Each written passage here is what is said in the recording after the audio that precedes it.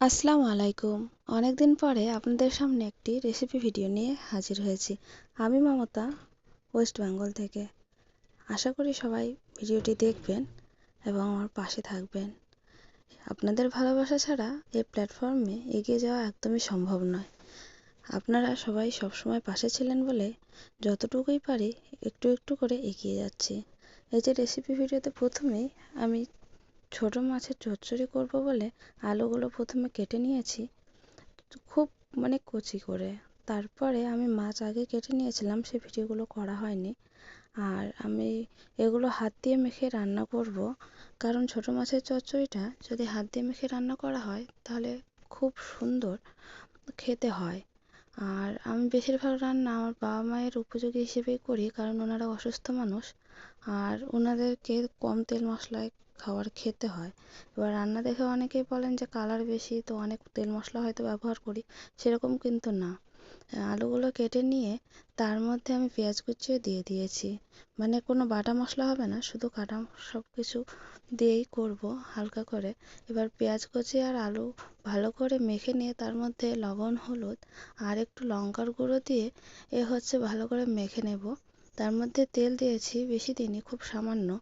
মেখে নিয়ে মাছগুলো দিয়ে ভালো করে মেখে নিয়েছি। মেখে নেওয়ার পরে আমার এরকম করে টমেটো ছড়িয়ে দিতে খুব ভাল লাগে, তাই আমি ছোট ছোট চিকন চিকন করে কেটে নিয়ে টমেটোগুলো উপরে ছড়িয়ে দিচ্ছি।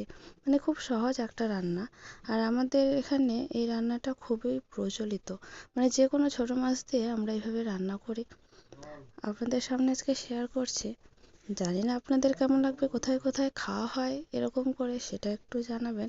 কারণ অনেকে টমেটো ব্যবহার করে না, অনেকে আবার এরকমভাবে কাঁচা মাছ রান্না করে না, কারণ হালকা তেলে ভেজে নিয়ে সবাই রান্না করে চচ্চড়ি, কিন্তু আমাদের এখানে এইভাবেই করে। তাই আপনাদের সামনে আমি আজকে প্রথম এই রান্নাটা শেয়ার করলাম। আপনারা দেখুন, আমার রান্না প্রায় ফুটে উঠেছে, বেশি সময় লাগে না এই রান্নায়, খুবই সামান্য সময়।